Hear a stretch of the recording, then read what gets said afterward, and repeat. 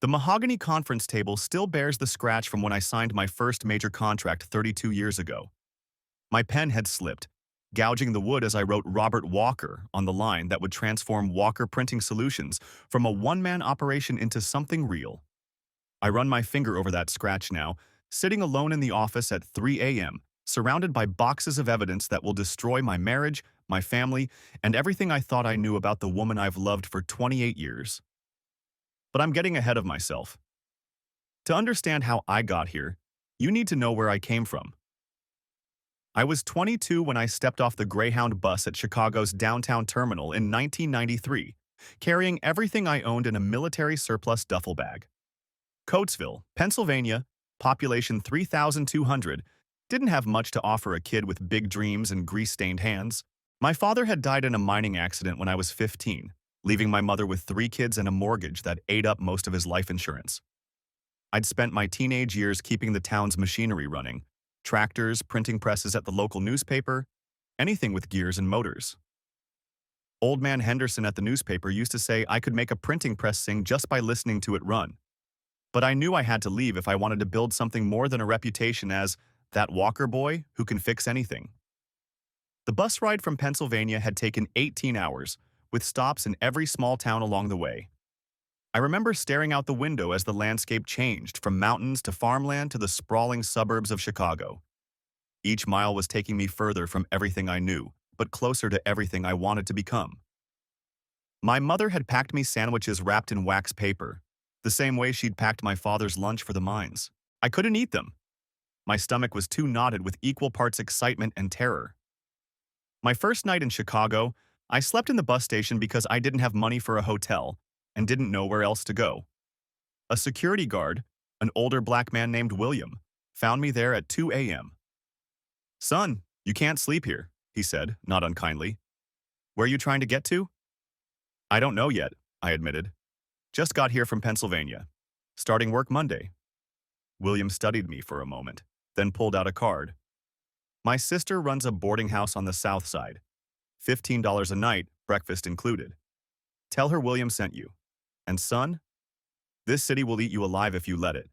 Keep your head down, work hard, and don't trust anyone until they've earned it 3 times over." That boarding house became my first home in Chicago.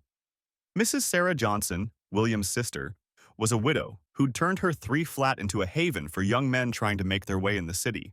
She served grits and eggs every morning at 6 a.m. sharp, and if you weren't at the table, you didn't eat. There were 5 of us staying there, me, 2 construction workers from Mexico, a kid from Detroit trying to make it as a musician, and an older man who never said what he did but left every morning in a suit and tie. My first job in Chicago came through a want ad circled in red pen at the library. Morrison Industrial Services needed a junior technician for their printing equipment division. The pay was $12 an hour, a fortune to me then. And the owner, Frank Morrison, was a 70-year-old Southside legend who'd built his repair business from nothing. The morning of my interview, I wore the only dress shirt I owned, borrowed a tie from one of the construction workers at the boarding house, and walked 4 miles to the warehouse because I didn't have money for the bus. I arrived sweaty and disheveled, but 30 minutes early. Frank's office was in the back of a massive warehouse filled with printing equipment in various states of repair. The walls were covered with technical diagrams, certificates of appreciation from clients, and photographs of Frank with various machines spanning 5 decades. The man himself was exactly what I'd pictured: weathered hands, oil-stained coveralls, eyes that missed nothing. "You know what the difference is between a technician and a mechanic?" Frank asked me on my first day, his gravelly voice cutting through the warehouse noise. "No, sir," I admitted. "A mechanic fixes what's broken. A technician understands why it broke in the first place." He handed me a stack of equipment manuals thick as phone books. "Start reading. You work days, you study nights. In 6 months, you'll know these machines better than the engineers who designed them." He wasn't wrong about the timeline, though he underestimated my determination. I moved from the boarding house after 2 weeks, finding a studio apartment above a Chinese restaurant on Archer Avenue. 500 square feet that smelled perpetually of soy sauce and machine oil from the clothes I hung to dry by the window. The radiator clanged all night in winter, and the window unit AC wheezed ineffectively in summer. But it was mine, my first real foothold in the city. Every night after work, I'd spread those manuals across my mattress on the floor, studying by the light of a desk lamp I'd salvaged from a dumpster. The previous tenant had left behind a folding card table that served as my desk, dining table, and workbench. I traced circuit diagrams until my eyes burned, memorized part numbers, learned the quirks of every major printing system manufactured since 1980. The Chinese restaurant owner, Mr. Liu, would sometimes bring me leftover food when he closed for the night. "You too skinny," he'd say in broken English. "No good work on empty stomach." His kindness sustained me through months when I was choosing between food and sending money home to my mother. 3 months into the job, Frank found me asleep on a pile of invoices in the back office at midnight. I'd been trying to solve a problem with a Heidelberg press that had stumped even our senior technicians. "You're going to burn yourself out," Frank warned me, shaking me awake. "I'm going to own my own company one day," I told him, rubbing my eyes. "Can't do that sleeping 8 hours a night." Frank studied me for a long moment, his expression unreadable. Then he pulled a key from his pocket. "This opens the warehouse. Come in whenever you want. Practice on the old equipment in the back. But if you break anything, you buy it." "Why?" I asked, genuinely surprised by his generosity. "Because 30 years ago I was you, hungry, determined, and too stubborn to fail. Someone gave me a chance. Now I'm giving you one. Don't waste it." Those machines became my university. Every paycheck after sending $200 home to my mother and paying rent went into a savings account at First National. Rice and beans 5 nights a week, generic brand everything, shoes held together with electrical tape until the soles literally fell off. I learned to shop at the day-old bakery, the dented can store, the thrift shops in wealthy neighborhoods where rich people discarded barely worn clothes. My mother called every Sunday, precisely at 7 p.m. when the rates were cheapest. "Robbie, you don't need to send so much money," she'd say, though I could hear the relief in her voice. "Take care of yourself first." "I'm doing fine, Ma," I'd lie, looking at my dinner of ramen noodles dressed up with a scrambled egg. "Business is good. Your brother wants to know when you're coming home to visit." "Soon," I'd say, knowing I couldn't afford the bus ticket. "Tell Tommy I'll be home for Christmas." I didn't make it home that Christmas, or the next one. The money I would have spent on bus fare went into my savings account, each deposit bringing me closer to my goal of $20,000, enough to buy my own equipment and start my own business. Frank became more than a boss. He became a mentor. During slow periods, he'd share stories from his 50 years in the business, teaching me not just about machines but about people, negotiations, and survival. "You know why most businesses fail?" he asked one day while we rebuilt a particularly temperamental press. "Bad management? Lack of capital? Fear," he said simply. "Fear of taking risks, fear of standing behind your word, fear of admitting mistakes. The day you stop being afraid of failure is the day you start succeeding." It took me 5 years, 2 months, and 16 days to save that $20,000. 5 years of 16-hour days, weekend shifts, and side jobs repairing equipment for cash under the table. 5 years of watching my coworkers go to bars while I went home to study. 5 years of wearing the same 3 shirts in rotation, of cutting my own hair with clippers from Goodwill, of walking instead of taking the bus to save $1.50. The printer I bought was a used Heidelberg Speedmaster, 10 years old with 50 million impressions on the counter. The seller, a shop owner in Cicero named Giovanni who was retiring, thought I was crazy. "This thing needs a complete overhaul," he warned, running his hand along the worn frame. "It'll cost you another 10 grand just to get it running right." "I'll rebuild it myself," I told him, and spent 3 weeks doing exactly that. Every bearing, every gear, every roller, I restored that machine like it was a vintage Mustang. Giovanni stopped by on the second week, curious about the kid who'd bought his old workhorse. "You actually know what you're doing," he said, surprised, watching me recalibrate the registration system. "Frank Morrison trained me." "Frank's still alive?" "That old bastard must be 90. 75, still working every day." Giovanni laughed. "Tell him Giovanni says hello. And kid? You need anything. Parts, advice, whatever. You call me. Anyone Frank trained is good people." When I finally ran the first test print, the registration was perfect. the colors vibrant. I had my foundation. That night, I called my mother and told her I was finally starting my own business. She cried, said my father would have been proud. Walker Printing Solutions opened in a 2,000 square foot warehouse on South Halsted that leaked when it rained and had no heat in the winter. The landlord, a Polish immigrant named Stanislaw, gave me a deal on the rent because the place had been empty for 2 years. "Is dump," he said bluntly during the walkthrough. "Roof leaks. Heating is broken. Probably rats. But you fix, you stay. 800 a month, first and last up front." It was all I could afford. I spent my first week there patching the roof with tar, setting rat traps, and installing a used furnace I'd bought from a scrapyard and rebuilt. I wore fingerless gloves while operating the press in winter, kept a space heater under my desk, and slept on a military cot in the office more nights than not. My first clients were small businesses in the neighborhood, restaurants needing menus, churches printing bulletins, funeral homes ordering programs. $20 here, 50 there.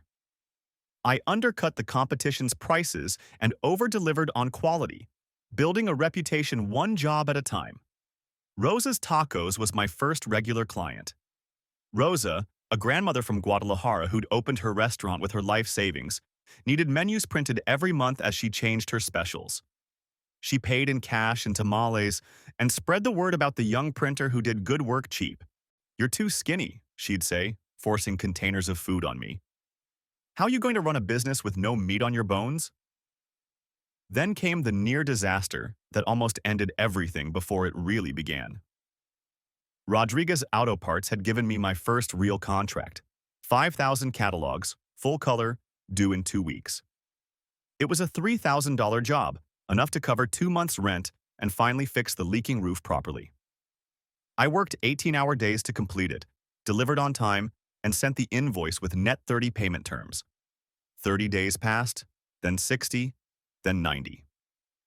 "I'm sorry, Robert," Mr. Rodriguez said when I finally confronted him in his office. His desk was covered with past due notices, his face gray with exhaustion. "Business is bad. I had to choose between paying you and paying my employees. I'll get you the money when I can." I left his office feeling like I'd been punched in the gut. I had $400 in the bank and rent due in 3 days. Stanislaw had already given me one extension. There wouldn't be another. "You pay or you go," he said when I tried to negotiate. "I got my own bills. This is business, not charity." I sold my car, a 1988 Honda Civic I'd bought for $2,000 and rebuilt myself for $800 cash in a grocery store parking lot. The buyer, a teenager with his father, haggled me down from the $1,000 I'd asked, knowing I was desperate.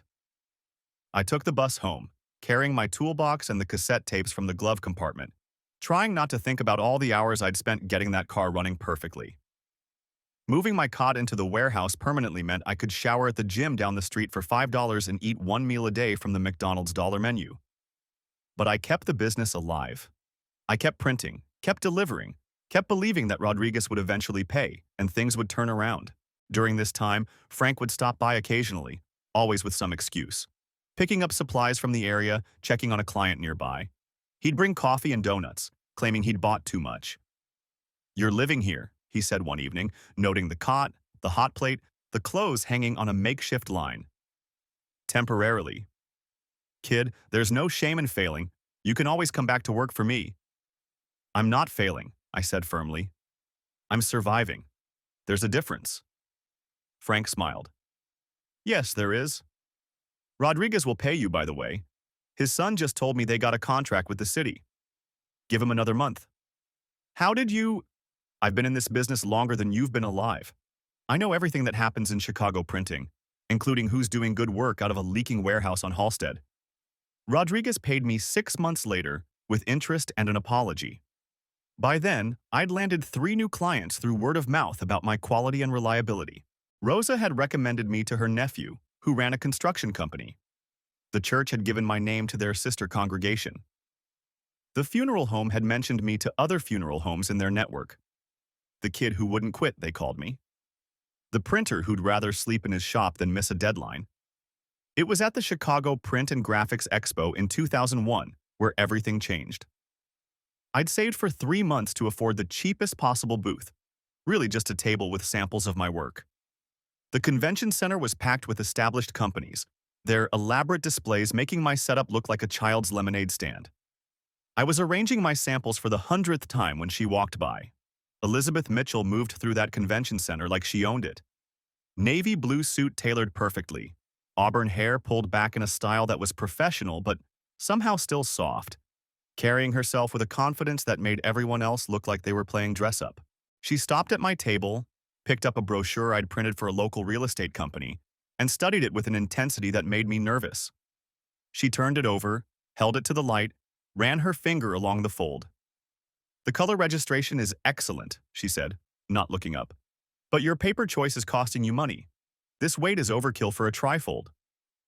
The client specified, "The client doesn't know any better," she interrupted, finally meeting my eyes. Hers were green with flecks of gold, sharp and calculating. "You could achieve the same quality feel with a lighter weight and save them 15%. They'd never know the difference, but they'd notice the lower price." "That seems—" I struggled for the word.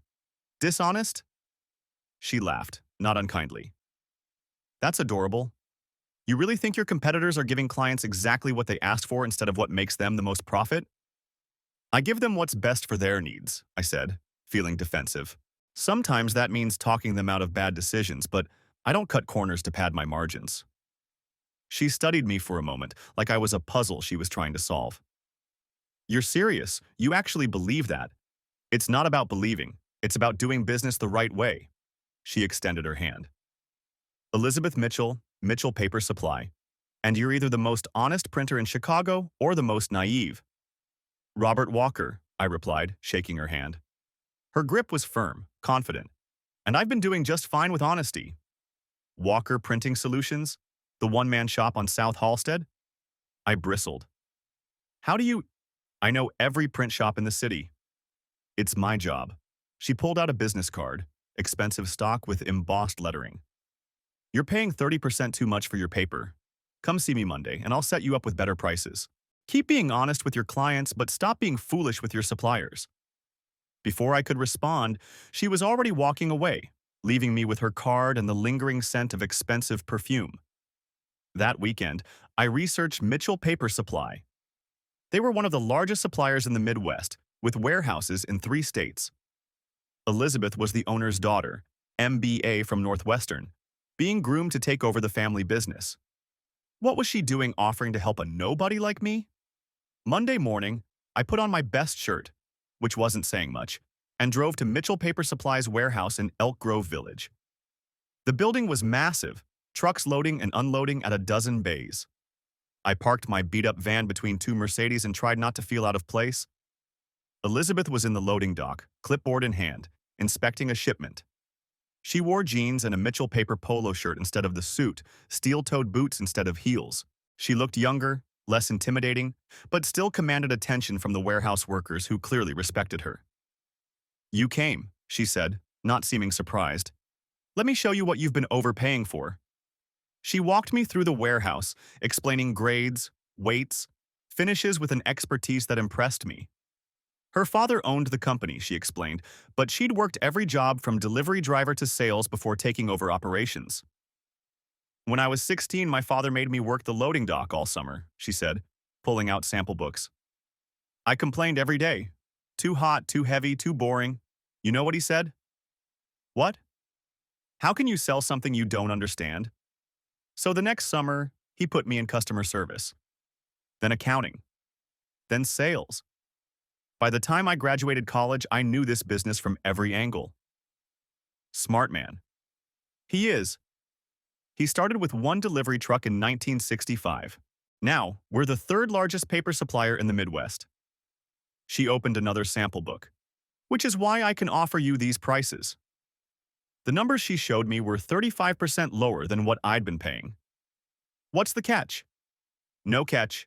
Volume buying power and efficient distribution. Your current supplier is a middleman buying from a middleman. I'm offering you direct wholesale. But I'm nobody. I probably buy less paper in a year than your big clients buy in a week. You won't always be nobody, she said simply. I'm good at spotting potential. We spent 3 hours going through my needs, and she saved me 35% on my paper costs without sacrificing quality. But more than that, she taught me about the business side: inventory management, payment terms, building credit with suppliers. "You're too generous with your clients," she observed, reviewing my accounts receivable that I'd brought at her request. "Net 30 is standard, but you're letting them stretch to 60, 90 days without penalties. They're small businesses. Times are tough. Your times are tough too. You can't save everyone else if you're drowning." She pulled out a calculator, running numbers. "If you implemented a 2% discount for payment within 10 days and a 1% penalty for payment after 30, you'd improve your cash flow by 40%. That seems harsh. That's standard. You're not running a charity, Robert. You're running a business." She was right, of course. She usually was, I'd learn. We started meeting for coffee to discuss business. First, it was once a week, then twice, then almost every day. She'd analyze my contracts with a sharp eye, finding inefficiencies and opportunities. I'd fix her delivery trucks when they broke down, refusing payment, which frustrated and charmed her in equal measure. "You can't keep giving away free labor," she said one evening over Chinese takeout in my warehouse office. It was raining, and we could hear the drops hitting the patches I'd put on the roof. The latest patch was holding, but we'd strategically placed buckets just in case. "You give me free business advice all the time." "That's different. That's—" She paused, chopsticks halfway to her mouth. "Actually, what is this? What are we doing? Eating Chinese food?" "Robert." Her tone was serious now. "We have dinner together 3 times a week. You fixed my car, my father's car, and my office printer. I restructured your entire pricing model and negotiated your lease renewal. You negotiated my lease. Stanislaw was going to raise your rent 30%. I convinced him that a reliable long-term tenant was worth more than a vacant building. When did you? Last week. He mentioned it when he was buying paper. The point is, what are we doing here?" I set down my food, suddenly nervous. "I don't know. What do you want us to be doing?" "I'm 28 years old," she said. "I've dated lawyers, doctors, MBAs. They all talk about themselves, their careers, their portfolios. You talk about your clients, your machines, your plans to build something real. You work 18-hour days not because you want to be rich, but because you made a commitment to deliver. That's just doing business right. No, that's character. That's integrity. That's ... She stood up, walked around the desk to where I was sitting. "That's incredibly attractive." She leaned down and kissed me. It was soft at first, tentative, then deeper as I stood and pulled her closer. When we finally broke apart, we were both breathing hard. "So," I said, trying to calm my racing heart. "We're dating." "We're dating," she confirmed. "But if you try to pay for dinner with coupons, we're going to have a problem. The coupons save 10%. And that," she said, kissing me again, "is why you need me." Her father, Harold Mitchell, was less enthusiastic. A self-made millionaire who'd built his paper empire from a single delivery truck, he didn't think much of the grease monkey printer dating his college-educated daughter.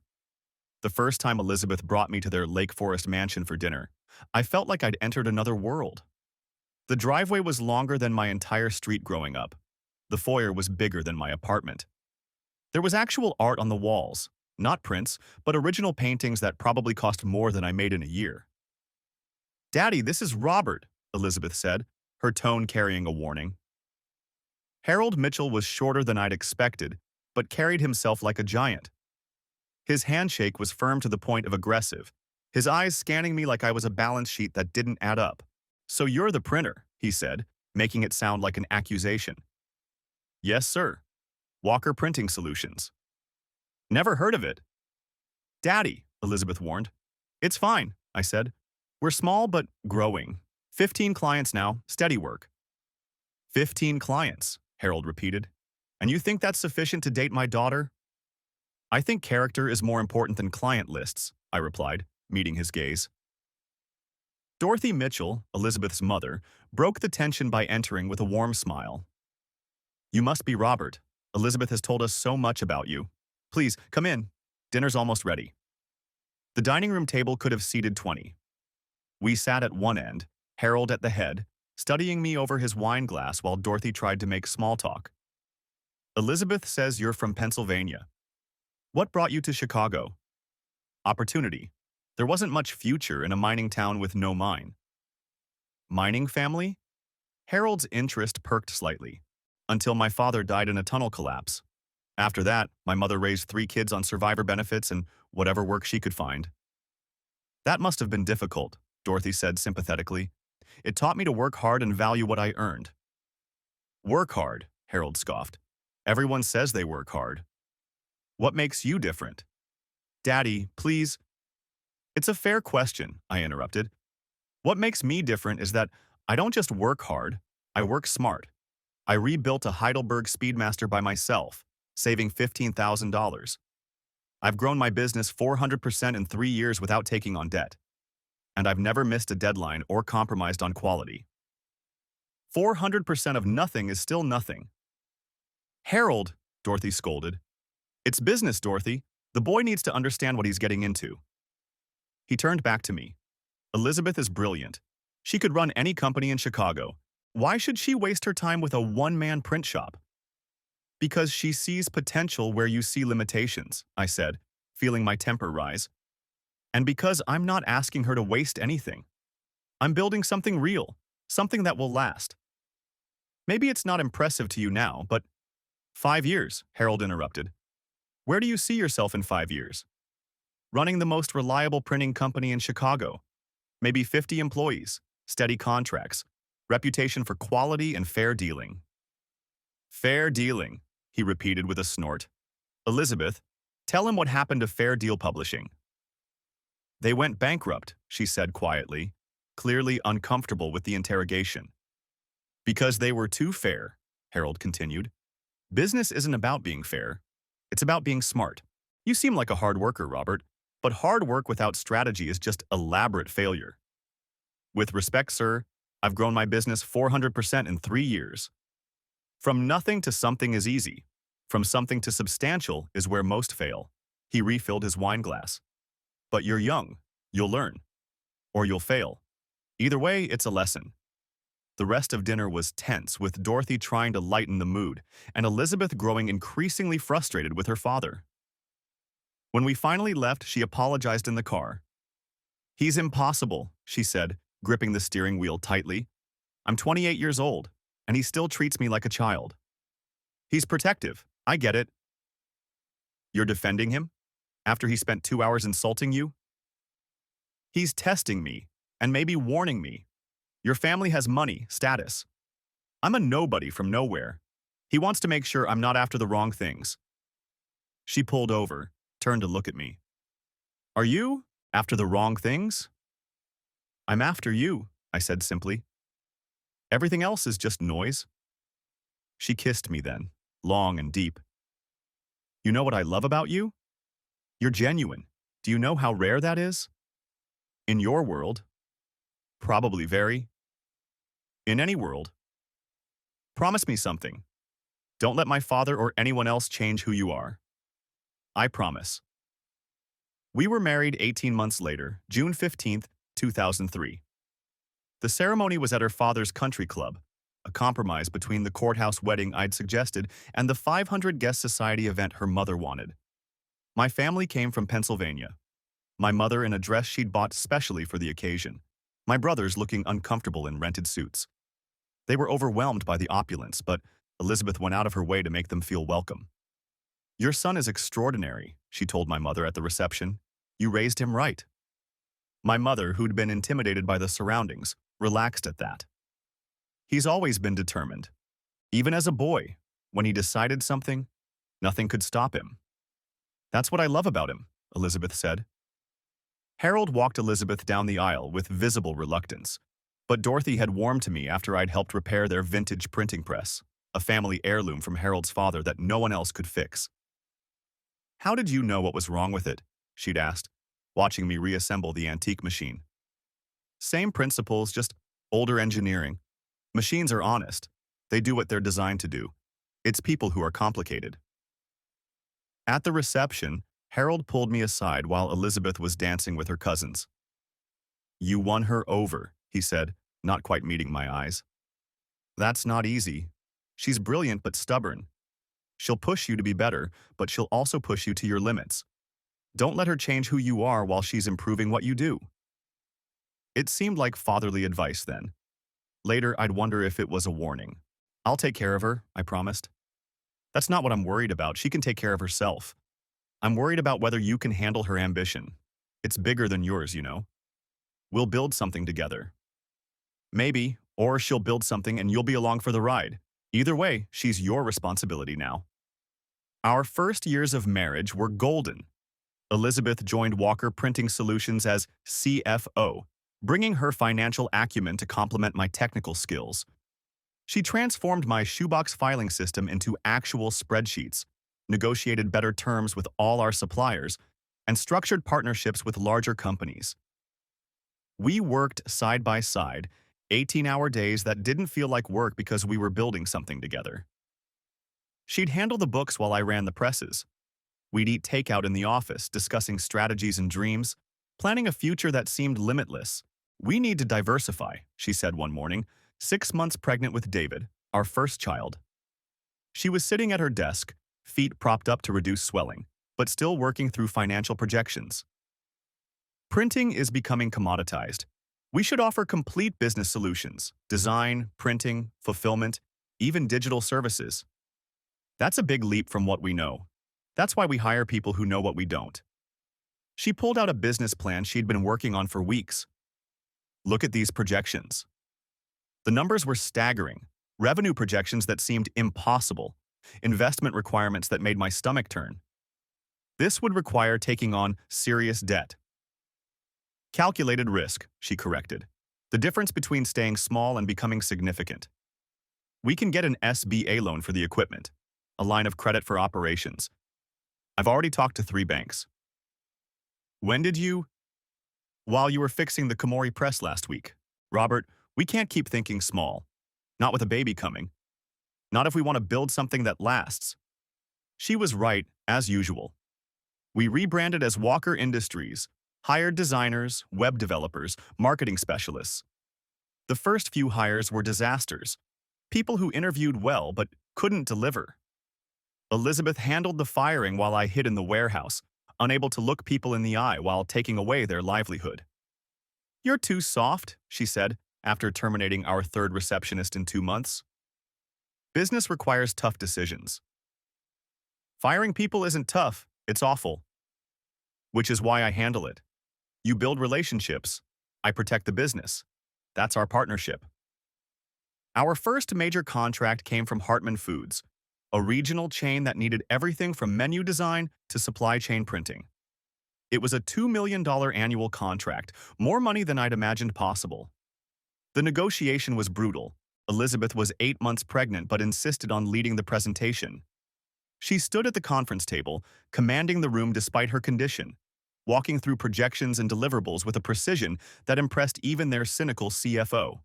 You're about to have a baby, their CEO, Marcus Hartman, observed. How do we know you'll be able to deliver? Because Robert Walker has never missed a deadline in 10 years of business, she replied, without hesitation. And because I'll be back in this office 2 weeks after delivery, ensuring your project runs smoothly. 2 weeks? That's ambitious. That's realistic. This contract means too much to both our companies to let biology interfere with business. David was born 3 days after we signed the Hartman contract. I was in the delivery room, holding Elizabeth's hand while she continued reviewing contracts between contractions. Did they counter on the payment terms? She asked, breathing through pain. Elizabeth, you're having a baby. I'm having a baby and running a business. Did they counter? No, they accepted net 15. Good. That helps our cash flow for the equipment purchase. Then she screamed as another contraction hit. David arrived 3 hours later, perfect and healthy. Elizabeth held him for exactly an hour, then handed him to me and asked for her laptop. The business doesn't stop because we had a baby, she said, typing one-handed while nursing. It could stop for 1 day. 1 day becomes 2, becomes a week. Before you know it, someone else has our contracts. She looked up at me, exhausted but determined. We're building something bigger than us now, for him. She was back in the office in 10 days, bringing David in a bassinet that she kept next to her desk. She'd nurse him while reviewing spreadsheets, rock him during conference calls. The employees didn't know what to make of it, but productivity actually increased. Nobody wanted to slack off when the boss was working that hard with a newborn. Jennifer came 2 years later, then Michael 3 years after that. Each pregnancy, Elizabeth worked until the day she delivered. Each recovery, she was back within 2 weeks. The employees started calling her the Iron Lady, though never to her face. We moved from our starter home in Oak Park to a 6-bedroom colonial in Wilmette. Elizabeth managed that transition like everything else, with spreadsheets, timelines, and ruthless efficiency. She hired movers, supervised the packing, and had us operational in the new house within 48 hours. "Don't you want to decorate?" I asked, looking at our bare walls. "I've hired a decorator. She starts Monday." "You hired someone to decorate our home?"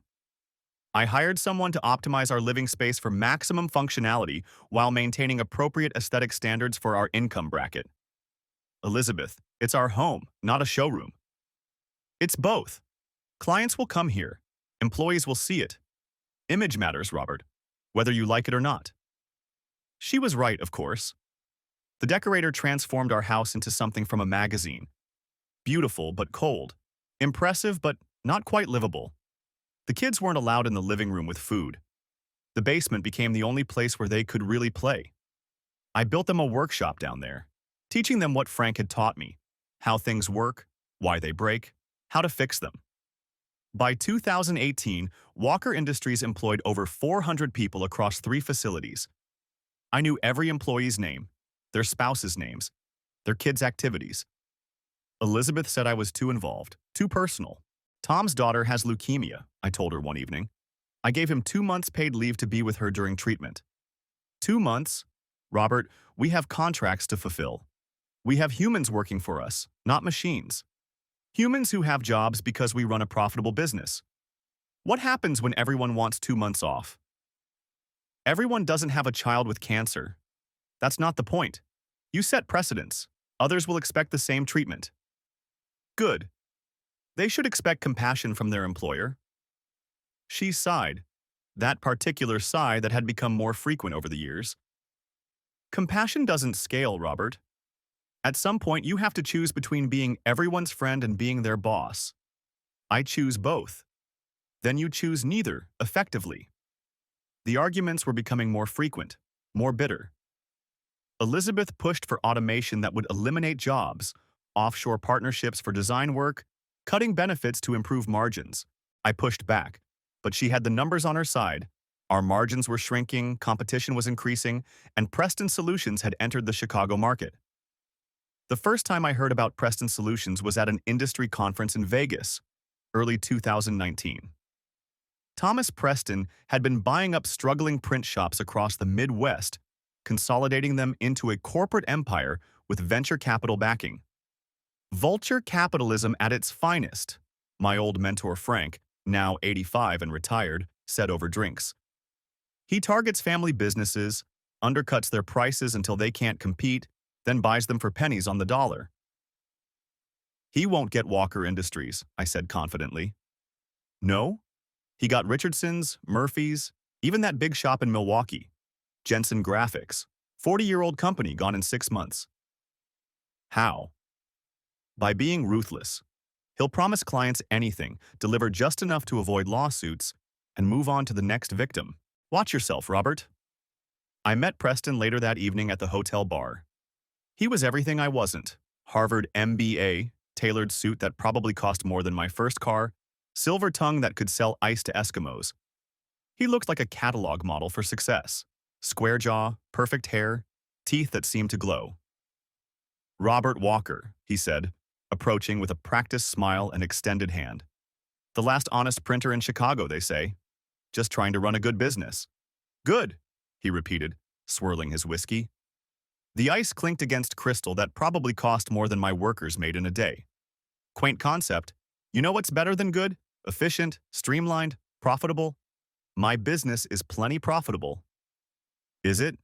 Your margins are, what, 12%? I run at 22. How? I asked, genuinely curious despite my distaste for him. By not caring about being everyone's friend, by understanding that business is war, and in war, you don't worry about casualties. He took a sip, studying me. Your employee Tom, for instance. 2 months paid leave? That's generous. Foolish, but generous. My blood chilled. How do you know about Tom? I make it my business to know everything about my competition. Your bleeding heart is admirable, really, but sentimentality doesn't scale. How's Elizabeth, by the way? The sudden shift caught me off guard. You know my wife? We've crossed paths at industry events. Brilliant woman. We actually had lunch last month in Chicago. Didn't she mention it? My stomach tightened. No, she didn't. Must have slipped her mind. We discussed the future of the industry. She has fascinating ideas about optimization and efficiency. Surprised she's content playing CFO to a mom-and-pop operation. We employ 400 people. That's hardly mom-and-pop. In my world, it is. He stood, leaving a $100 bill on the bar. Give Elizabeth my regards. Tell her Preston Solutions is always looking for talented executives. The offer stands. What offer? Ask her. He walked away, leaving me with a growing sense of dread. When I got home from Vegas, Elizabeth was in her office, working late as usual. I stood in the doorway, watching her concentrate on her screen, and wondered what secrets she was keeping. How was the conference? She asked without looking up. Informative. I met Thomas Preston. Her fingers paused on the keyboard for just a moment. Oh? He mentioned you had lunch. It was a brief meeting. He wanted to discuss paper suppliers. She still hadn't looked at me. You didn't think to mention it? Now she turned, her expression carefully neutral. I have dozens of meetings, Robert. I don't report everyone to you. With our biggest competitor? He's not our competitor. He's a potential client. Preston Solutions needs suppliers, too. He wants to destroy us. He wants to buy us. There's a difference. You've discussed this with him? I couldn't hide my shock. He made an overture. I listened. That's business. That's betrayal. That's pragmatic. Robert, we're losing ground. 3 major clients gone in 6 months. Our margins shrinking. Maybe we should consider selling out, giving up everything we've built, cashing out while we still can, before we're worth nothing. We're worth more than money. We're worth the 400 families that depend on us. Those families would depend on us better if we were properly capitalized, properly managed, properly positioned for the future. Properly. You mean Preston's way? I mean the successful way, the sustainable way. She stood, facing me. Robert, your nobility is admirable, but it's killing us. We can't compete with Preston's prices, his technology, his connections. We can if we stick together. Together, she repeated, and something in her tone made me cold. We haven't been together in years. We're business partners who happen to share a bed. That's not true. Isn't it? When was the last time we talked about anything besides the business? When was the last time we went on a date? Made love without checking emails after? I wanted to argue, but she was right. Somewhere along the way, we'd stopped being husband and wife and become co-CEOs. We can fix this, I said weakly. Can we? While you're giving away profits to employees and I'm trying to keep us afloat? She gathered her papers. I'm tired, Robert. Tired of fighting you. Tired of fighting the market. Tired of pretending this is sustainable. She left me standing in her office, surrounded by the evidence of our success. Awards on the walls, photos of company picnics, the framed first dollar we'd earned together. It all felt hollow now. The next few months, things deteriorated rapidly. We lost 3 more major clients to Preston, always underbid by just enough to win. Elizabeth blamed our high overhead, our generous benefits, our inefficient operations. I blamed Preston's predatory tactics, but doubt was creeping in. Then Eddie Kowalski, my warehouse manager for 15 years, pulled me aside during a routine inspection in March 2020. Boss, this might be nothing, but he shifted uncomfortably, not meeting my eyes. I saw Mrs. Walker's car at Preston's headquarters last week. The new building off the highway? She was probably meeting with a supplier nearby. Maybe, but it was there again yesterday, and the week before, always around lunchtime. Same spot in the visitor lot. My stomach tightened. You're sure it was her car? Blue BMW, license plate WLKRCFO. Pretty distinctive. Boss, I wouldn't say anything normally, but with all the contracts we're losing. Thanks, Eddie. I'll look into it. I made excuses to Eddie, but the seed of doubt was planted. That night, I watched Elizabeth more carefully. She was distracted at dinner, checking her phone constantly, excusing herself to take calls in the bathroom with the water running. Who keeps calling? I asked when she returned from the third call. Supplier issues, nothing important. But her eyes didn't meet mine, and she changed the subject immediately. The next morning, I told her I needed to visit our Springfield facility for an overnight trip. Fine, she said, without looking up from her phone. I have a dinner meeting anyway. With who? Potential client, downtown. Instead of driving to Springfield, I parked across from Preston's headquarters at 11:30 a.m. I felt sick doing it, spying on my own wife, but I had to know. Sure enough, Elizabeth's BMW pulled into the visitor lot at 11:45. She emerged wearing a dress I'd never seen. Red, expensive, the kind of thing she used to wear when we were dating.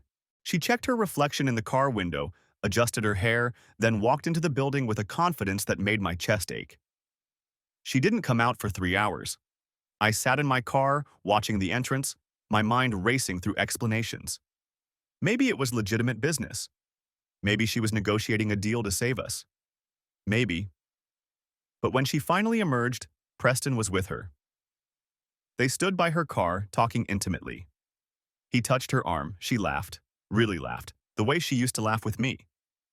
Then he leaned in and kissed her cheek, his hand lingering on her waist. It wasn't a business kiss. I drove home in a daze, arriving before her.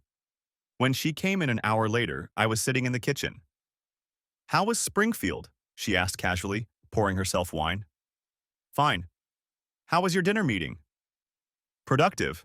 I think we might land the account. What account? Brennan Manufacturing. They need a complete rebrand. I knew Brennan Manufacturing. They'd gone out of business 6 months ago. That's great, I said, watching her lie with such ease. That night, I hired James Carpenter, a private investigator recommended by Larry Sullivan, my lawyer. Carpenter was a former cop who specialized in corporate espionage and marital issues, working out of a cluttered office above a pawn shop on the south side.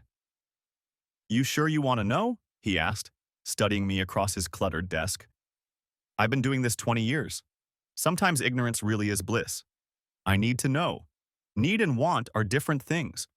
Once you know, you can't unknow. It changes everything. Everything's already changed. I just need proof. The evidence came in waves over the next month. Carpenter was thorough, professional, and sympathetic.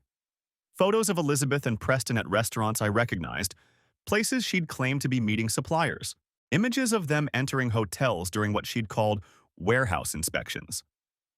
A shot of them leaving his penthouse apartment on a Saturday when she was supposedly at a spa with her sister. It's been going on for about a year, Carpenter reported, sliding a folder across his desk. Maybe longer, but that's what I can document. I stared at a photo of them kissing in a parking garage, her hands in his hair, his arms around her waist with a familiarity that spoke of practice. The woman who'd lectured me about professional boundaries was having an affair with our biggest competitor. There's more, Carpenter said quietly. This isn't just personal. I found evidence of corporate information being shared. Email threads, document transfers. She's been feeding him your client lists, bid proposals, internal financials. That's illegal. Very. And it gets worse. He pulled out bank statements. She's been moving money. Small amounts at first, hidden in legitimate transactions. But it's accelerating. My guess? She's preparing for something big. How much? From what I can trace, about $2 million. But there's probably more in accounts I can't access. I spent the next 3 weeks conducting my own investigation, using my access to dig deeper than Carpenter could. Late nights in the office, telling Elizabeth I was dealing with production issues. She didn't question it. too busy with her own deceptions. What I found destroyed what was left of my faith in her.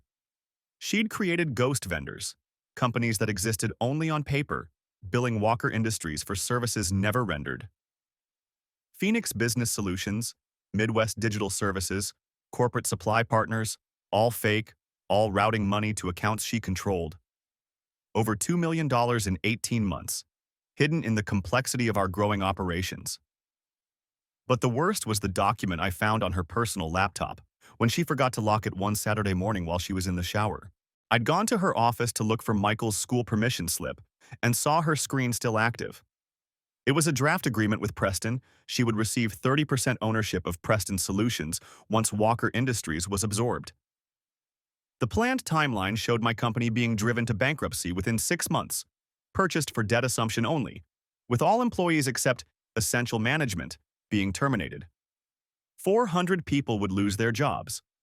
Families I'd known for decades would lose their livelihoods. Tom's daughter would lose her health insurance in the middle of cancer treatment.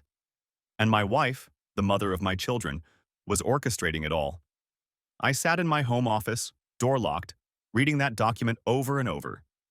Each page was another betrayal, another knife in the back. There were notes in the margins. R won't agree to this. And emotional manipulation necessary, and children will adjust. She'd planned everything, even how to handle our children. Elizabeth knocked on the door. "Robert, breakfast is ready." "Be right there," I managed, my voice surprisingly steady. I watched her across the breakfast table, serving pancakes to Michael, discussing Jennifer's law school applications with enthusiasm, reminding David about a family dinner next week. The perfect wife and mother. The woman who was systematically destroying everything I'd built while sleeping next to me each night. "You okay?" she asked, noticing my stare. "You look tired."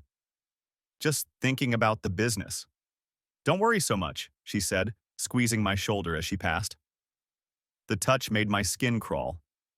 Everything will work out the way it's supposed to. The accuracy of that statement, from her perspective, made me physically ill. I excused myself, barely making it to the bathroom before vomiting. That afternoon, I met with Larry Sullivan in a park at dawn to avoid any chance of being seen. We sat on a bench watching joggers pass, looking like two old friends catching up. "Jesus Christ, Robert," he said, reviewing the evidence I'd compiled. This is comprehensive corporate fraud, and the affair just adds insult to injury. What are my options? Legally, you could have her arrested. This is felony-level theft and corporate espionage. What about the business? That's trickier. If this goes public, Walker Industries is finished. Your clients will flee, creditors will panic. Preston wins either way. Unless I beat him to it. Larry looked at me sharply. "What are you thinking?" "I've been in touch with Anderson Corporate Solutions in Atlanta. They've been looking to expand into the Midwest." "You want to sell?" "I want to survive. And I want my employees protected." We spent 2 weeks structuring a deal that would save the company while destroying Elizabeth's plans. Anderson would purchase Walker Industries for $1 plus debt assumption, but I would retain operational control as regional president.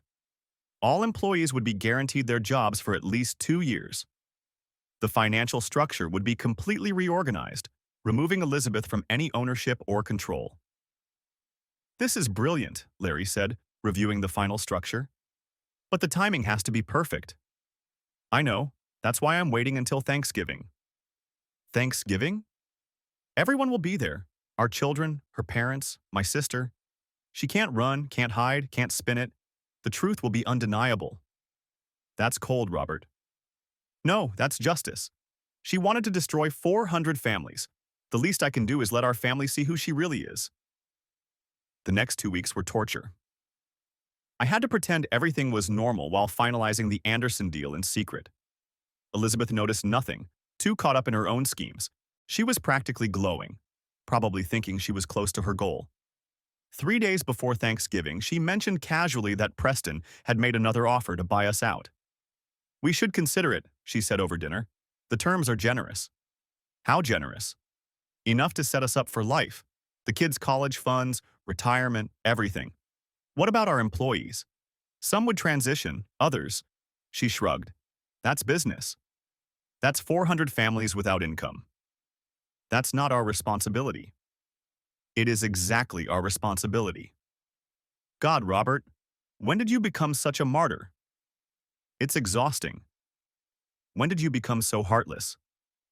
That's exhausting too. She stood abruptly. I'm going to bed. Maybe when you're done being sanctimonious, we can have an adult conversation about our future. The night before Thanksgiving, I couldn't sleep. Elizabeth lay next to me, scrolling through her phone, probably texting Preston. I wanted to confront her then, to rage and scream and demand answers. But I waited. Tomorrow, in front of everyone, the truth would come out. Thanksgiving morning was torture. Elizabeth hummed while cooking, complaining about quarterly numbers she knew were fabricated, mentioning a supplier meeting the following week that I knew was with Preston. She kissed my cheek as I helped set the table, and I had to excuse myself to the bathroom to keep from recoiling. You're acting strange, she said when I returned. Are you feeling okay? Just thinking about everything I'm thankful for, I replied. That's sweet. Very unlike you lately. What does that mean? Nothing. You've just been distant, distracted. I thought maybe... She trailed off. Maybe what? Nothing. It's Thanksgiving. Let's just have a nice day with the family. The irony of her words would have been funny if it weren't so tragic. The family arrived in waves. David brought his girlfriend Amanda, a sweet education major who clearly adored him. Jennifer arrived with James, her study partner from law school who was obviously in love with her. Michael helped Harold and Dorothy with their coats, the dutiful grandson. You've built something special here, Harold said, shaking my hand. His grip had weakened with age, but his eyes were still sharp. I was wrong about you, Robert. You're a good man, a good provider. The irony of his timing was excruciating. Thank you, Harold. That means a lot. I mean it. Elizabeth made the right choice. You've given her a good life, the children everything they need. I'm proud to call you son. I had to turn away to compose myself. Patricia, my sister, arrived with her family. She pulled me aside in the kitchen. You okay? You look terrible. Just tired. Business stress? Elizabeth seems happy. Yes, I said, watching my wife charm everyone in the living room. She certainly does. Dinner was perfect. The turkey golden, Elizabeth's cornbread stuffing receiving its usual praise, conversation flowing naturally. I sat at the head of the table, watching my family, memorizing this last moment of innocence. Before dessert, I said, standing with my wine glass, I'd like to try something. Let's go around the table and say what we're thankful for. Groans from the kids, but Elizabeth smiled. That's sweet, honey. I'll start. She raised her own glass. I'm thankful for 30 wonderful years with my devoted husband, for our beautiful children, and for the life we've built together. Everything I have, everything I am, is because of this family. The words were ash in my mouth as I responded. I'm thankful for clarity and truth, for the ability to see people as they really are, not as we wish them to be. Elizabeth's smile flickered slightly, but she maintained her composure as others shared their gratitude. After everyone had spoken, I remained standing. I have one more thing to share, something important for our family's future. I retrieved my laptop from the office, connecting it to the television. Elizabeth's expression shifted from confusion to concern. Robert, what is this? The truth, I replied, clicking to the first slide, the theft of Walker Industries, a timeline. Elizabeth went white. Robert, what are you? Please, let me finish. My voice was calm, professional, the same tone I used for board presentations. Everyone here deserves to know. The first slides showed financial documents, transfers to the ghost companies highlighted in red. Gasps from around the table. Harold leaning forward, squinting at the screen. These are fabricated vendor accounts, I explained. Phoenix Business Solutions, Midwest Digital Services, corporate supply partners, all fake. All created 18 months ago to siphon money from Walker Industries. Total extracted, $2.3 million. This is ridiculous, Elizabeth said, but her voice shook. You're having some kind of breakdown? The only breakdown is of our marriage and your integrity. I clicked to the next slide. Photos from Carpenter's investigation. Elizabeth entering Preston's apartment, the kiss in the parking garage, her leaving his building during supposed client meetings. Dorothy's sharp intake of breath cut through the room. Jennifer started to cry. David sat frozen, staring at his mother. Michael got up and walked to the window, his back to everyone. The affair began approximately 1 year ago, I continued, my voice steady despite the chaos erupting around me. But that's just the personal betrayal. The professional one is worse. The next slides showed emails between Elizabeth and Preston, discussing client strategies, bid amounts, internal weaknesses. Elizabeth had stopped protesting, sitting in stunned silence, her face a mask of shock. She's been systematically feeding our competitor inside information, allowing them to undercut our bids, steal our clients, and position themselves to destroy Walker Industries. Elizabeth, Harold's voice was deadly quiet. Tell me this isn't true. Tell me my daughter isn't a thief and a traitor. She turned to him, tears starting. Daddy, it's not what it looks like. Then what is it? Jennifer demanded, mascara running down her cheeks. Because it looks like you're destroying everything Dad built, everything we are. Jennifer, Elizabeth snapped, some of her composure returning. You don't understand. Your father, he's too soft, too naive for modern business. I was trying to protect our future. By stealing from the company? By sleeping with Thomas Preston? David's voice cracked. Mom, how could you? How could you do this to Dad? To us? You don't understand the pressure I've been under? Keeping this company afloat? Managing the finances while your father plays everyone's best friend?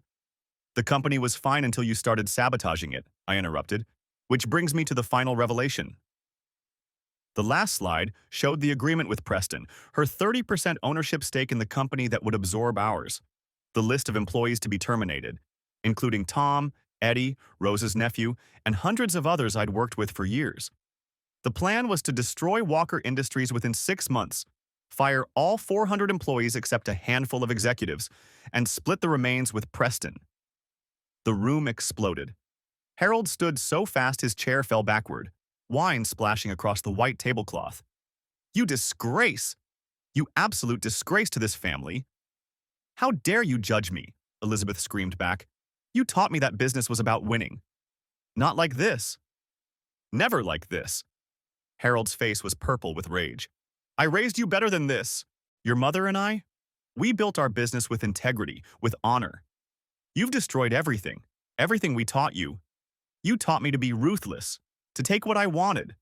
I taught you to be strong, not to be a thief, not to be a... He couldn't finish, turning away in disgust. Dorothy was sobbing quietly.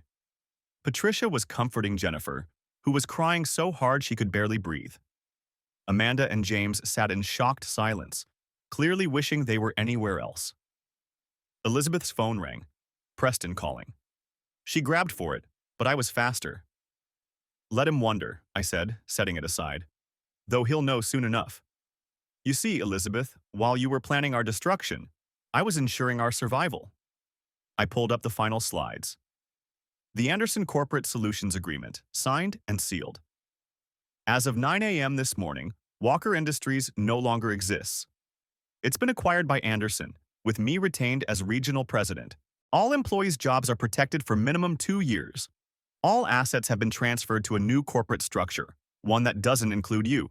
You can't, that's illegal. I own half. You owned half, past tense. The sale was executed under the emergency provisions of our corporate charter, citing financial malfeasance by a board member. Larry Sullivan has all the documentation. The FBI has been notified of the theft and corporate espionage. The house is in your name alone, as you insisted 3 years ago for tax purposes, along with the mortgage you refinanced without telling me. I've already moved my things to an apartment downtown. She stood, shaking with rage, wine glass trembling in her hand. You sanctimonious bastard, you think you've won? You've destroyed our family, our life. No, Mom, David said quietly, standing to face her. You did that. You destroyed us. You destroyed everything. Elizabeth looked around the table for support, finding none. Even Dorothy wouldn't meet her eyes. 30 years, she said, turning back to me. 30 years I've stood by you, built your little company into something real. Built it? You tried to destroy it. You stole from it. You betrayed everyone at this table. I was trying to secure our future. Preston offered us a way to real wealth, not this middle-class charade you're so proud of. Us? There was no us in that plan, Elizabeth. Just you and your 30%. Her phone rang again. Preston. This time I answered it, putting it on speaker. Elizabeth, what the hell is going on? Anderson just announced the acquisition. Did you know about this? Hello, Thomas, I said calmly. Elizabeth can't come to the phone right now. She's busy explaining to her family how she betrayed them for you. Silence. Then, Robert?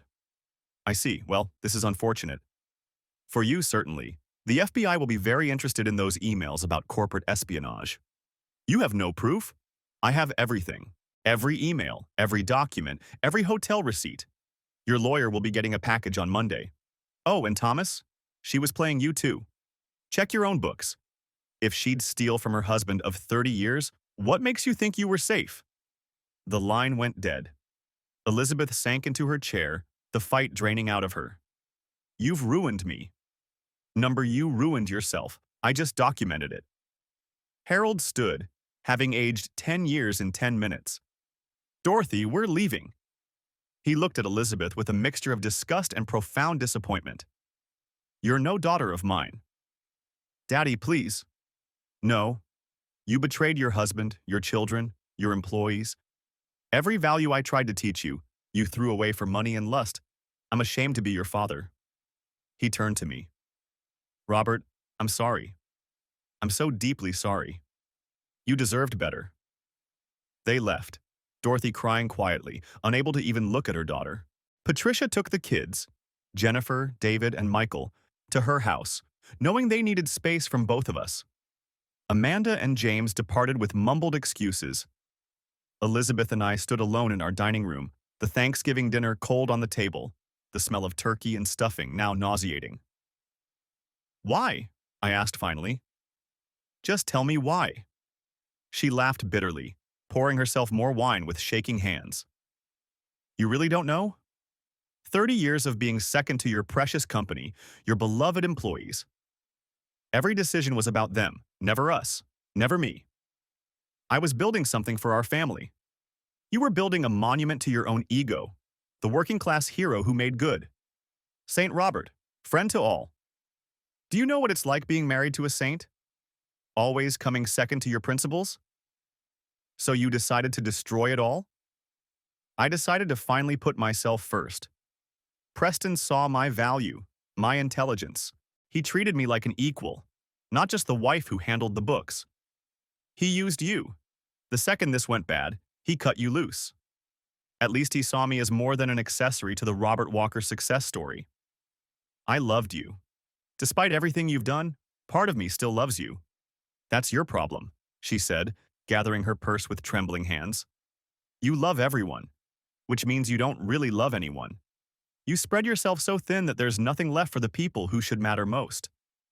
You mattered most, you and the children. No, the business mattered most. The employees mattered most. Your reputation mattered most.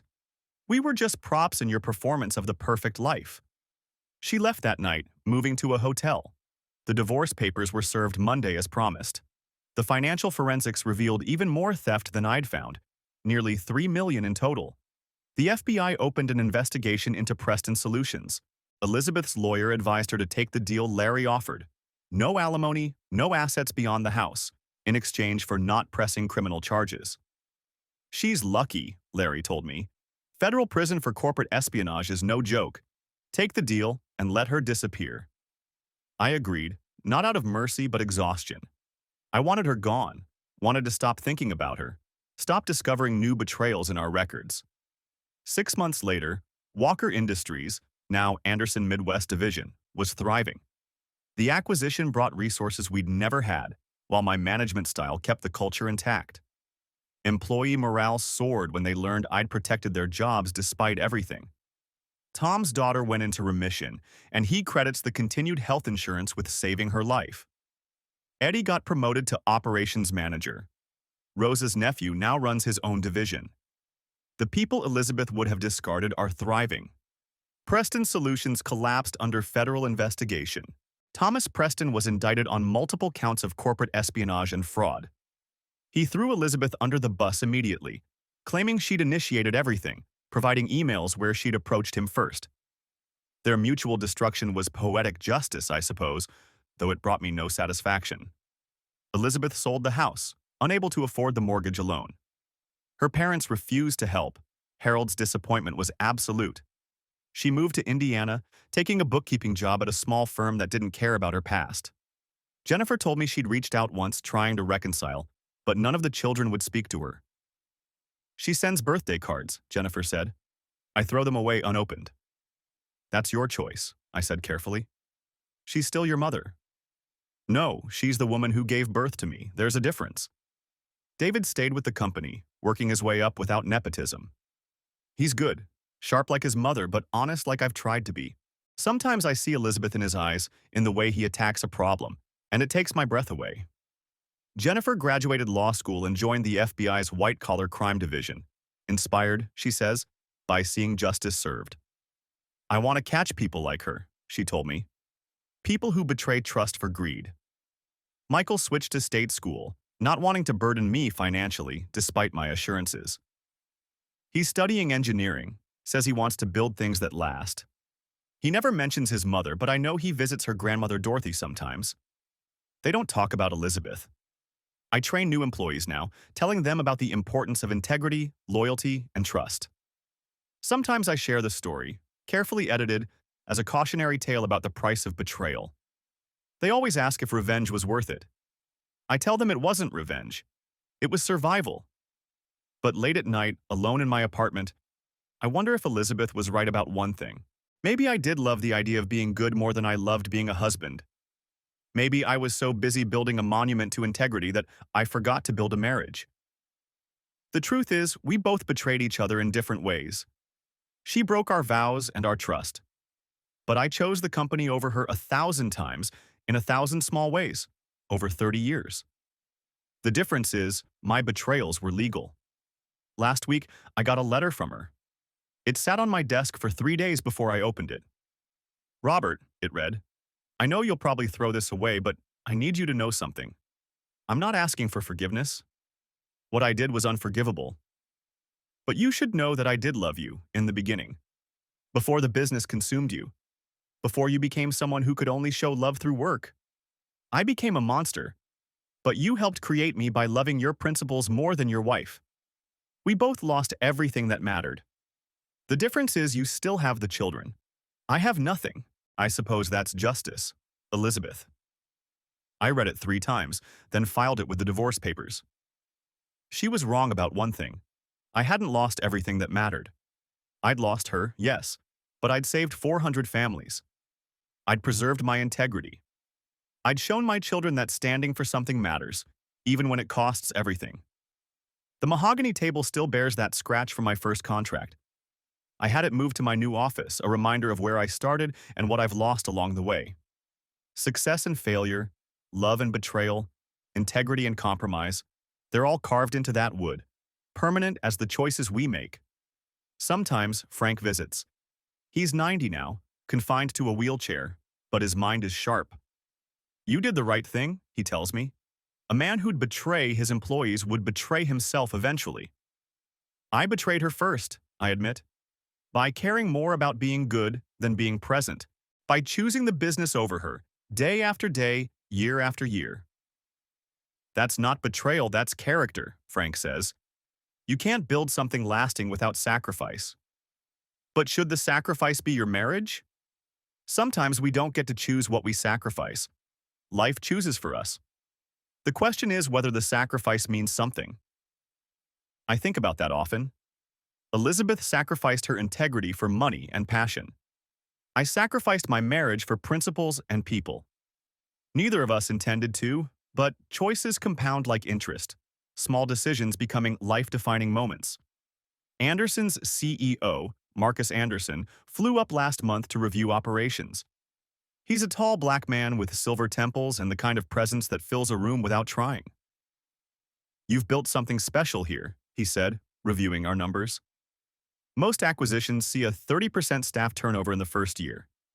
You've lost nobody. They're not just employees, they're family. That's what Elizabeth never understood, he said, surprising me with his knowledge. I've seen the investigation files. She thought family was blood.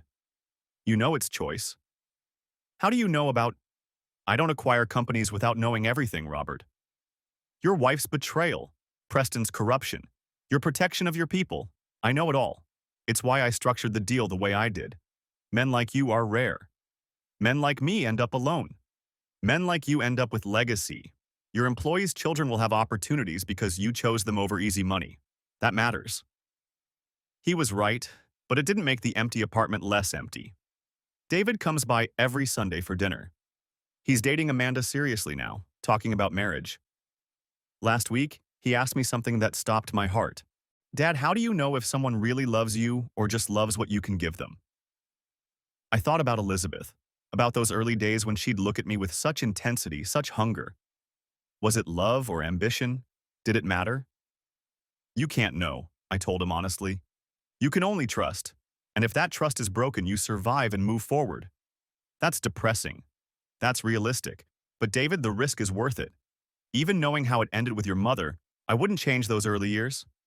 Love, even imperfect love, shapes us. She shaped you into someone who can't trust again. No, she shaped me into someone who's careful with trust. There's a difference. He nodded, but I could see he wasn't convinced. Elizabeth had stolen more than money. She'd stolen her children's ability to believe in unconditional love. Jennifer called last Tuesday with news. Preston got 15 years, she said. The evidence you provided was crucial. 15 years, I repeated. Good. Mom testified against him. Gave the FBI everything in exchange for immunity. My stomach turned. She made a deal? She gave them his offshore accounts, his entire network. Turns out he was doing this to dozens of companies, not just us. She was one of many women he was using. That must have hurt her pride. I think everything about this hurt her pride. Did you know she writes me letters? You mentioned that. I read the last one. She's broken, Dad. Completely broken. That's not our problem anymore. I know. But I wonder sometimes, if you'd paid more attention to her, would this have happened? The question hung between us, sharp and painful. I don't know, I admitted. Maybe. Or maybe she was always capable of this and I just gave her the excuse. I'm going to law school to understand people like her, Jennifer said, to stop them. Be careful you don't become them. What does that mean? It means obsession with justice can become its own kind of betrayal. Don't let catching criminals cost you your ability to love. She was quiet for a moment. Like it cost you? Yes, I said simply. Exactly like that. Michael graduates next month. He hasn't invited Elizabeth, though he has the right. The other day, he asked if I'd mind if he visited her. She's your mother, I said. That decision is yours. She's a stranger who happens to share my DNA, but I'm curious. I want to understand how someone becomes that. What will you do if you figure it out? Make sure I never become it myself. The wisdom in that answer reminded me of Frank, of lessons learned through pain rather than teaching. Patricia called yesterday. Robert, you need to start dating again. I'm fine alone. No, you're functional alone. There's a difference. Elizabeth broke your heart, not your capacity to love. I'm 55 years old, Patricia. Who's going to want a divorced workaholic with trust issues? Someone who sees what everyone else sees. A good man who chose others over himself. That's rare, Robert. Don't waste it. But I can't imagine trusting someone again. Every smile would be suspect, every kindness potentially transactional. Elizabeth taught me that love can be performed so perfectly that even 30 years isn't enough to see through it.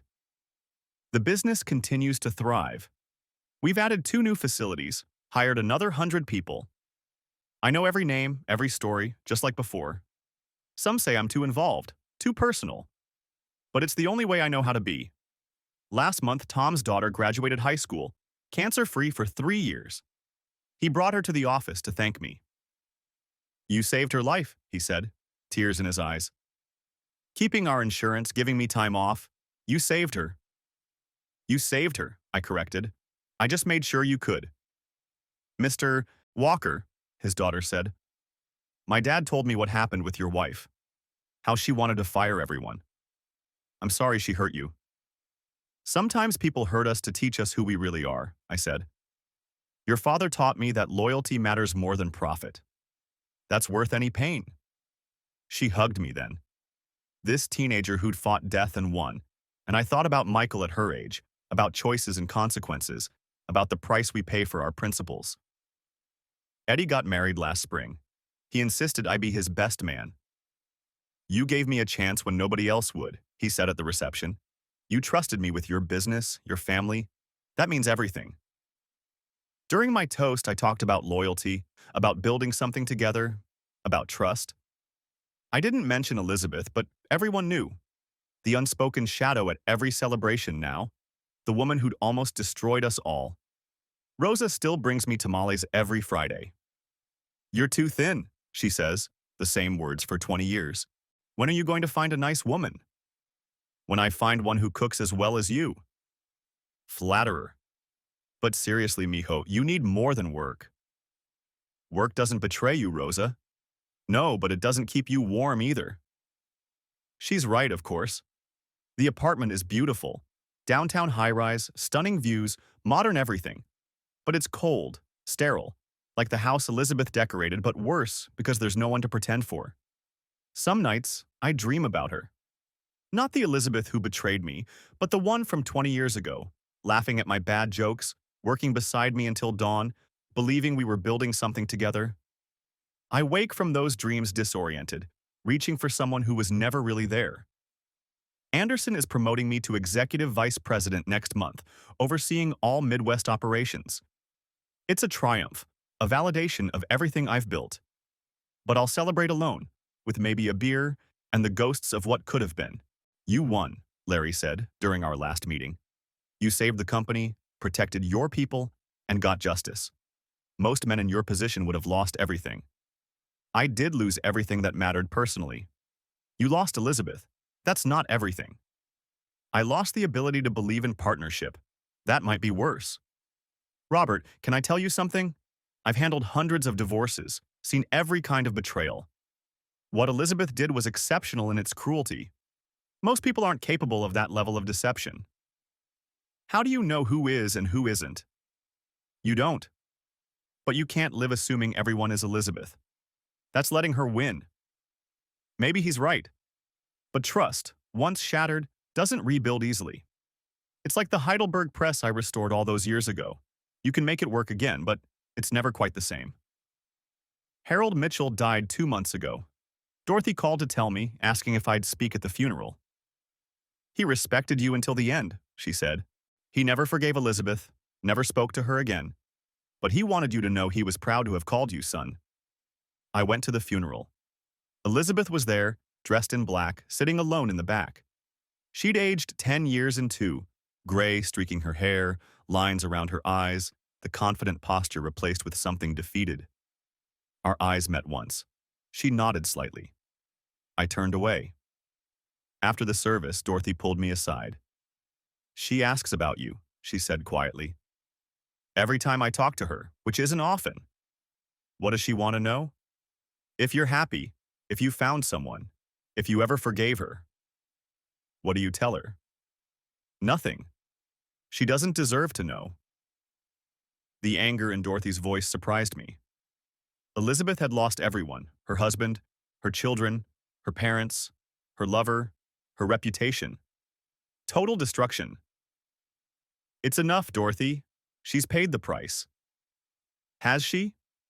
You're alone. The children are damaged. The family is destroyed. What price could possibly be enough? I didn't have an answer.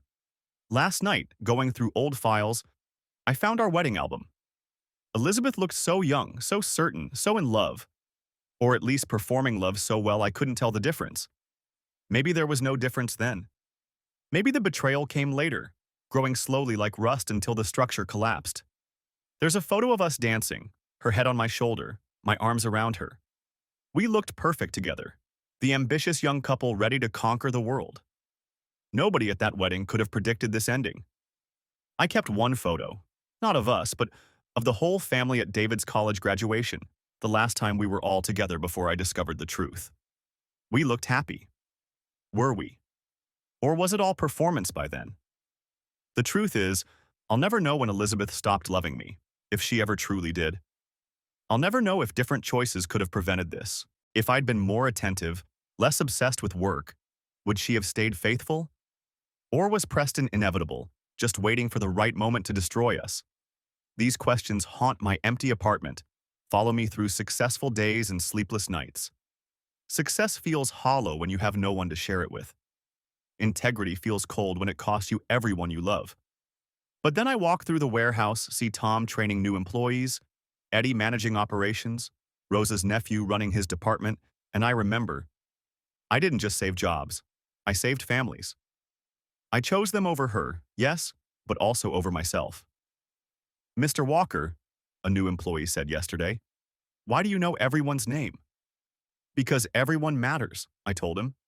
The moment you forget that, you've lost everything worth having. He nodded like he understood, but he didn't. Not yet. You have to lose something precious to understand what's truly valuable. The Preston investigation revealed something interesting last week. The FBI found emails from 2 years before the affair started. Elizabeth had reached out to him first, suggesting a strategic partnership. She'd been planning this longer than I'd thought. The betrayal wasn't passionate, it was calculated. That should make me feel better, knowing it wasn't my failure that drove her away. But it makes it worse. She chose destruction while still sharing my bed, still saying she loved me, still planning our future. Every moment of those 2 years was a lie. David asked me once if I regretted marrying her. No, I said, and meant it. Without her, I wouldn't have you, Jennifer, or Michael. I wouldn't have built the company. I wouldn't know who I really am. Who are you? A man who chose principles over passion. Whether that makes me a fool or a hero depends on who's telling the story. You're a hero to 400 families. And a fool to one. She's the fool, Dad. She had everything and threw it away for money and sex. She threw it away for attention and validation. The money and sex were just the vehicles. Do you understand her? After everything? I understand her completely. That's why I can't forgive her. Understanding without forgiveness, that's my burden now. I know why Elizabeth did what she did. I know my role in creating the distance she filled with betrayal. I know the slow erosion of love that made Preston possible. But understanding doesn't erase the choices she made, the lies she told, the families she would have destroyed. Next week marks 1 year since Thanksgiving. Jennifer wants to have dinner together, to reclaim the holiday. But we all know it's forever tainted. Every gratitude will echo with what we lost. Every gathering highlight who's missing. We need new traditions, Michael said. Ones that don't include her. But 30 years of traditions don't erase easily. Her cornbread stuffing recipe sits unused in the kitchen drawer. Her chair at the table remains empty. Her absence is its own presence, haunting every family moment. The children are planning their futures now. David's wedding, Jennifer's career, Michael's graduation. Elizabeth will miss all of it. The woman who orchestrated every detail of their lives is now a ghost story, a cautionary tale, a void in family photos. Sometimes I wonder if she thinks about that in her small Indiana apartment. Does she regret the grandchildren she'll never know? The weddings she won't attend? The family gatherings where her name is never mentioned? Or does she only regret getting caught? I'll never know. And perhaps that's the cruelest punishment of all, for both of us. We're left with questions that have no answers, wounds that won't heal, a love story that became a crime scene. The mahogany table with its scratch reminds me daily that everything we build carries the mark of its making. Walker Industries bears the scratch of Elizabeth's betrayal now, visible in how carefully we check our books, how thoroughly we vet our partners, how suspicious we've become of easy promises. But it also bears the mark of survival, of 400 people who still have jobs, of integrity maintained despite the cost. That has to be enough. It's all I have left. Tomorrow, I'll train new employees, check on operations, have lunch with Eddie, review contracts with the legal team. I'll build and manage and lead like I always have, but now with the knowledge that the person closest to you can be the greatest threat. Trust carefully. Love cautiously. Build something that can survive betrayal. These are the lessons Elizabeth taught me, though not the ones she intended. She meant to destroy me, but instead revealed who I really am. A man who chooses others over himself, principles over profit, integrity over ease. Is that enough? Ask me in another 30 years, when the scratch on the table has deepened, when the business has grown beyond what either of us imagined, when the emptiness either fills or becomes familiar. For now, I work, I building, I protect what's mine and those who depend on me. And late at night, in the apartment that echoes with absence, I sometimes remember the woman who laughed at my bad jokes and believed we could conquer the world together. That woman probably never existed, but I loved her anyway. Maybe that's the real tragedy. Not that Elizabeth betrayed me, but that I fell in love with someone who was never real. The letter she sent sits in my desk drawer, her handwriting still familiar after all these years. We both lost everything that mattered, she wrote. She's wrong. I lost her, but I kept my integrity. I lost my marriage, but I saved my people. I lost the future we planned, but I built one that actually lasts. In the end, that's all any of us can do. Build something real from the ruins of our illusions. Elizabeth chose destruction. I chose construction. The same crisis, opposite responses, defining choices that revealed our true selves. The mahogany table stands solid in my office, scratch and all, proof that imperfect things can still support weight, still serve their purpose, still matter. Just like me. Just like the business. Just like the family we're rebuilding without her. That's my story. A man who built a business, lost a wife, saved 400 families and learned that integrity costs everything but is worth even more. Some would call it tragedy. Others might see triumph. I call it truth. Complicated, painful, necessary truth. And that, more than anything, is what Elizabeth never understood. Truth isn't what you can get away with or what you can spin or what you can hide. Truth is what remains when all the lies collapse. I remain. Walker Industries remains. The scratch on the table remains. And that has to be enough. Because if it's not enough, then Elizabeth won. If I let the emptiness consume me, if I let bitterness define me, if I stop building and start merely surviving, then her betrayal becomes my identity. And I refuse to give her that power. The sun rises over Lake Michigan, visible from my apartment window. Another day. Another chance to prove that choosing right over easy means something. Another opportunity to show my children that integrity isn't just a word, but a way of living that sustains you even when love fails. Somewhere in Indiana, Elizabeth wakes up alone too. I wonder if she watches the sunrise and thinks about what we built and what she destroyed. I wonder if she understands yet that she didn't just lose me. She lost herself. But that's her story to finish. Mine continues here, in Chicago, in the business that survived betrayal, with the people who chose loyalty when it mattered most. It's not the story I planned, but it's the one I'm living. And despite everything, I'm still here. Still building. Still believing that how you win matters more than winning itself. That's not just enough. That's everything.